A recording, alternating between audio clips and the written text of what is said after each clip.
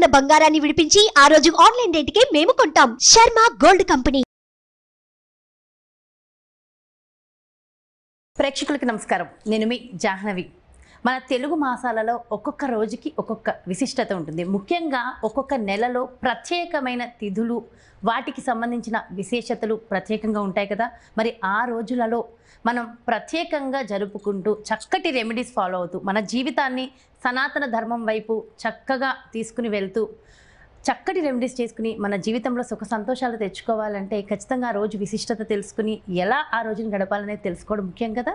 మరి వీటన్నిటికీ సంబంధించి ఎప్పటికప్పుడు మనకి ఆ తిథులకు సంబంధించి ఆ విశిష్టత సంబంధించి డీటెయిల్గా ఎక్స్ప్లెయిన్ చేస్తూ ఉంటారు కదా మన ప్రముఖ జ్యోతిష్య వాస్తు పండితులు, జ్యోతిష్య వాస్తు శిక్షణ నిపుణులు, లలిత ఉపాసకులు, ప్రముఖ ఆధ్యాత్మికవేత్త బ్రహ్మశ్రీ నానాజీ పట్నాయక్ గురువు గారు. అయితే సూక్ష్మంలో మోక్షం ఈ ప్రత్యేక కార్యక్రమం ద్వారా చక్కటి విశేష విషయ పరిజ్ఞానాన్ని మనందరికీ అందిస్తూ మన జీవితాలు ఉద్ధరింపడానికి మన ఋషులు రాసినటువంటి అద్భుతమైన రెమెడీస్ మనందరికీ అందిస్తూ ఉన్నారు కదా.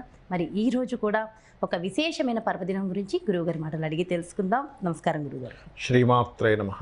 అయితే గురువుగారు, వినాయక చతుర్థి అది చాలా విశేషము అని చెప్పి ఇంతకుముందు సందర్భాల్లో మీరు చాలా చెప్పారు.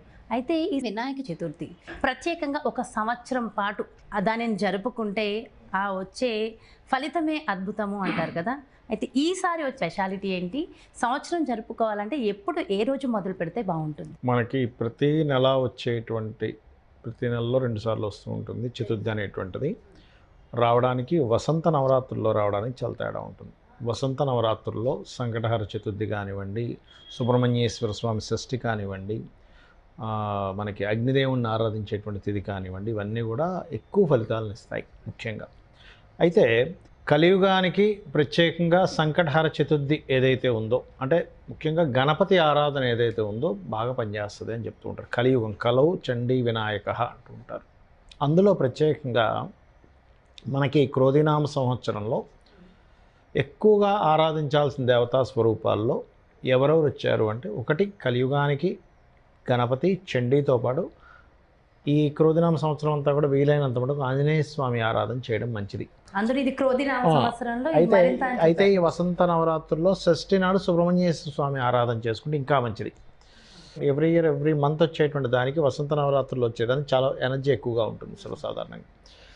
చాలామందికి ఏంటంటే, ఏమంటే అసలు ఎందుకు జరుపుకోవాలి, రోజుకొకటి ఏదో ఒకటి చెప్తూ ఉంటారు. ఈరోజు చవితి అంటారు, ఇంకో రోజు చతుర్థి అంటారు, ఇంకో రోజు పంచమి అంటారు, ఇంకో రోజు ఇది అంటారు. అంటే శరీరం లోపల ఈ విశ్వం లోపల ఈ విశ్వాన్ని నడపడానికి ఆ యొక్క పరమేశ్వరుడు, అమ్మవారు, కొంతమంది దేవతల్ని నియమించబడింది. వాటి ద్వారా మనకు అన్నీ వస్తూ ఉంటాయి. మన పిల్లవాడిని స్కూల్కి తీసుకెళ్ళి ఒక వెహికల్లో తీసుకొని వచ్చి ఆ పిల్లడు ఎవరైతే ఉన్నారో కొంచెం ఆ వెహికల్ నుంచి కొంచెం ఇంటి దగ్గర తీసుకొస్తామని మనం థ్యాంక్స్ చెప్తామని చెప్పమా, అమ్మయ్య మన పిల్లల్ని తీసుకొని వచ్చాడులే థ్యాంక్స్ అని చెప్పేస్తాం. మరి అలాంటప్పుడు మన శరీరంలోని మన జీవితాలని మన విశ్వాన్ని నడుపుతున్నటువంటి దేవతలు అలా పనిచేస్తూనే ఉంటారు మన కోసం. ఎటువంటి ఇది ఆశించకుండా నిస్వార్థంగా ఈ ప్రకృతి రూపంలో చేస్తూ ఉన్నారు. అందులో ముఖ్యంగా గణపతి యొక్క పాత్ర ఏమిటి అంటే, మనకు ఒక చిన్న ఆటంకం వచ్చినా అది క్లియర్ అవుతుంది అంటే గణపతి అనుగ్రహంతో క్లియర్ అవుతుంది. అది మనకు తెలియదు. మనమేమనుకుంటామంటే, నా తెలివితేటలు, నేను గొప్పగా ఆలోచించేశాను, నేను చాలా ఇంటెలిజెంట్, అందుకే నాకు క్లియర్ అయింది అనుకుంటున్నాం.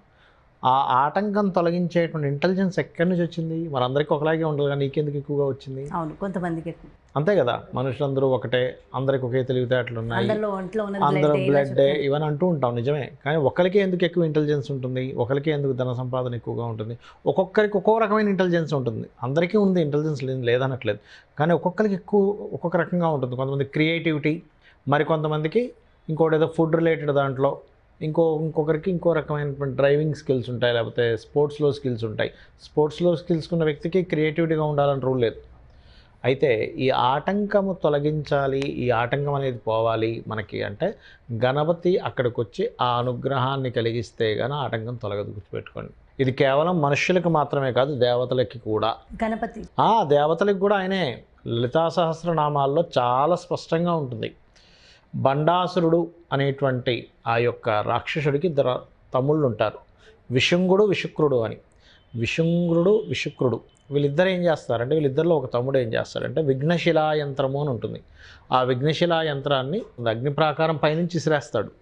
ఎవరు ఎంటర్ అవ్వకుండా అగ్ని ప్రాకారం ఉంటుంది ఆ మొత్తం సేన యుద్ధం జరుగుతున్న ప్రదేశానికి. పైనుంచి విఘ్నశిలా యంత్రాన్ని వదిలేస్తే ఆ యంత్రం యొక్క లక్షణం ఎలాంటిదంటే, ఇప్పుడు చూడండి మనకి ఏదైనా ఒక గ్యాస్ వదిలితే అందరూ మూర్ఛపోతారు ఇలా ఉంటుంది కదా. ఆ విఘ్నశిలా యంత్రం యొక్క ప్రత్యేకత ఏమిటంటే మనకి వైరాగ్యం వస్తుంది.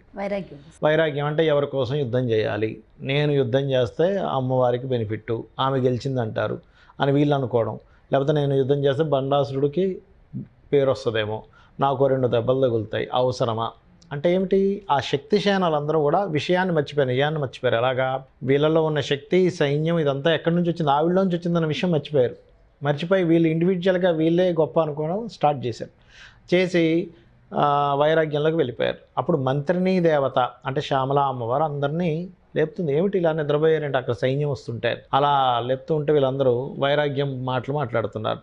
ఎలా అయితే శ్రీకృష్ణ పరమాత్మ అర్జునుడిని తీసుకొని వెళ్ళినప్పుడు అర్జునుడు వైరాగ్య మాటలు మాట్లాడతాడు కదా, దీనికంటే ముష్టెత్తుకోవడం బెస్ట్, యుద్ధాన్ని చేసి నేను అంటే బాధ్యత మర్చిపోతారు, ధర్మాన్ని మర్చిపోతారు. మర్చిపోయినప్పుడు అప్పుడు ఆ మంత్రిని దేవి ఆ శ్యామల అమ్మవారు లలితా అమ్మవారికి చెప్తుంది, అమ్మ చూడమ్మా ఇలా అందరూ ఇలా అయిపోయారంటే నాకు తెలిసి ఏమైందో అంటుంది. అని ఈశ్వరుడు వైపు చూస్తుంది. ఈశ్వరుడు కూడా చూస్తాడు. ఏం చేయమంటావు అంటుంది. నువ్వే చెప్పావుగా ఏం చేయదు, కూర్చొని చూడమన్నావుగా మొత్తం జరిగేదంతా, కూర్చొని ఉన్నా అంటాడు.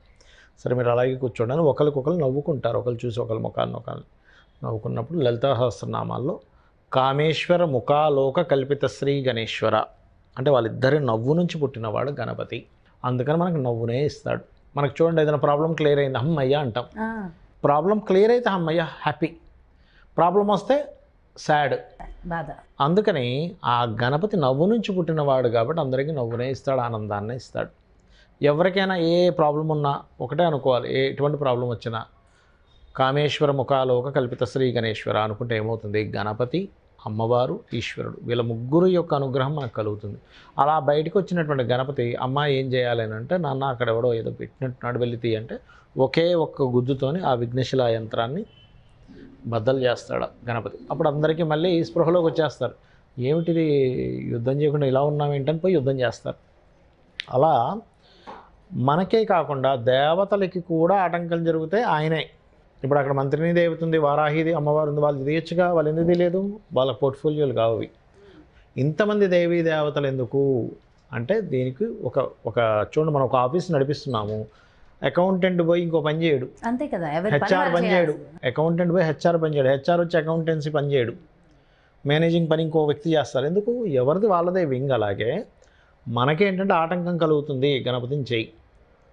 శక్తి సరిపోకుండా ఏదో ఒక రకంగా ఉంది నాలో, సుబ్రహ్మణ్యేశ్వర స్వామిని ఆరాధన చెయ్యి. నీకు భూ సంబంధించిన వివాదాలు ఉన్నాయి, వారాహి అమ్మవారిని చేసుకో, ట్యాబ్లెట్ లాగా ఒక మందులాగా చేసుకోవాలి. అలాగే ఈ గణపతిని ముఖ్యంగా ఈ యొక్క వసంత నవరాత్రుల్లో చేస్తే మరింత ఫలితం వస్తుందని చెప్తుంది శాస్త్రం. అంటే మీ జీవితంలో ఎటువంటి ఆటంకాలు వస్తున్నా ఏమవుతున్నా కానీ ఉదయాన్నే చక్కగా కాలకృత్యాలు తీర్చుకొని మనకి గరిక అని ఉంటుంది, గరికతో స్వామివారికి నోరు సరిగ్గా తిరగదండి, మొత్తం మంత్రాలు రావు, శ్లోకాలు రావు అనుకుంటే ఏమి కంగారు పడక్కర్లేదు. ఓం గం గణాధిపతయే నమః. మీరు చూడొచ్చు, స్వయంగా మీరు చూడొచ్చు, ఎటువంటి ఆటంకం కలిగినా మీరు కూర్చొని అలాగా మనసులో స్వామి గణపతి నాకు క్లియర్ అవ్వాలి అని అనుకుంటే మీకు అది క్లియర్ అయి తీరుతుంది. అయితే మీరు పరిపూర్ణమైనటువంటి విశ్వాసంతో చేయాలి ఒకటి. రెండవది ఏంటంటే సూర్య భగవానుడు ఏ రకంగా అయితే సూర్యుడు ముందున కూర్చొని మనం ధ్యానం చేస్తే సూర్యుడు మనకు మాట్లాడతాడని చెప్పాను, చాలామందికి అనుభవంలోకి వచ్చిందని చెప్పాను, ఎందుకంటే ఆత్మకారకుడు అని. అదేవిధంగా ఈ కలియుగంలో గణపతి కూడా మాట్లాడతాడు. మీరు సరిగ్గా కనుక మీరు మాట్లాడతారా? అయ్యో ఖచ్చితంగా మాట్లాడదు. ఏం పెద్ద వింతైన విషయమే కాదు, అందరితోనే మాట్లాడతాడు. వీళ్ళకి ప్రత్యేకమైన వీళ్ళకే శక్తులు ఉంటాయి, వాళ్ళకే శక్తులు ఉంటాయి, ఇంకెవరితోనే మాట్లాడు, భక్తి ఎక్కువ ఉండాలని ఏం కాదు. మీరు నమ్మారా, భగవంతుడు మీతో మాట్లాడతాడు, గుర్తుపెట్టుకోండి. 100% మాట్లాడతాడు. అది పెద్ద వింతైన విషయమే కాదు అసలు. అది అంటే దానికి ప్రత్యేకంగా ఏమైనా పూజలు చేయాలంటారా? నమ్మకం ఉండాలంటే భగవత్ స్వరూపం గణపతి రూపంలో కూడా ఉంది. పార్వతీ పరమేశ్వరులు ఉన్నారు. ఆయనకు పుత్రుడైనటువంటి గణపతిన ఈయన మనకు ఆటంకాలు తొలగిస్తాడు. ఆయనకి ఆ రూపం ఉంది అని మీరు పరిపూర్ణంగా నమ్మితే 100 out of 100% ఆయన మీకు మాట్లాడతారు.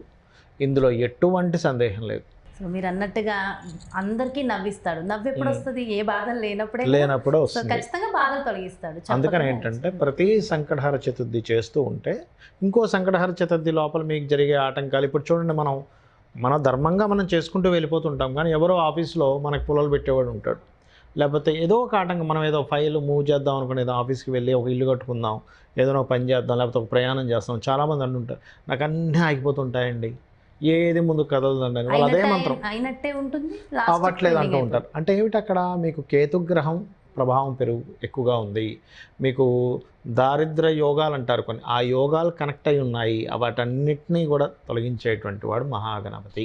అయితే గురువుగారు ఉదయం పూజ వరకు ఆ టైం వరకు కేటాయించగలం, కానీ మిగిలిన టైం మా చేతుల్లో ఉండదు, ఎందుకంటే ఆఫీసుల పనులు, బయటకు వెళ్ళడము, వేరే అవుట్డోర్స్ ఏవో ఉంటాయి. సో అలా అనుకున్న వాళ్ళు కేవలం ఉదయం పూజ చేసి పర్వాలేదు, అలా అయినా సరిపోతుందంటారా? ప్రత్యేకమైన నియమనిష్టలు విషయం చెప్తాను చూడండి. పొద్దున్నుంచి సాయంత్రం వరకు పూజ చేసిన గణపతి ఉన్నాడనేటువంటి నమ్మకం మీకు లేకపోతే వేస్ట్ అయ్యి, గణపతి ఉన్నాడు అనే నమ్మకం మీలో ఉంది అంటే మీరు 10 నిమిషాలు పూజ చేసుకుని అది ఫలిస్తుంది. దానికి ఒక స్టోరీ ఉంది, ఇంకో ఎపిసోడ్లో చెప్తాను. గణపతికి సంబంధించిందని కాదు, ఒక స్టోరీ ఉంది దానికి. పరాశర సంహితలో ఉండేటువంటి ఒక ఇది చెప్తాను, అది క్రోధినామ సంవత్సరానికి పనికి వస్తుంది కూడా. అవునా? సో ఖచ్చితంగా నాకు వేరే ఎపిసోడ్లో చెప్తాను మీకు. అండ్ మంచి విషయ పరిజ్ఞానాన్ని అందరికీ తెలియజేశారు గురుగారు. Thank you so much. నమస్కారం. శ్రీమాత్రే నమః. వినాయకుడు మనతో మాట్లాడాలంటే మనం ఏం చేయాలి? వినాయక చతుర్థి ఏ విధంగా జరుపుకోవాలి, చాలా డీటెయిల్ ఇన్ఫర్మేషన్ ఇచ్చారు కదా గురుగారు.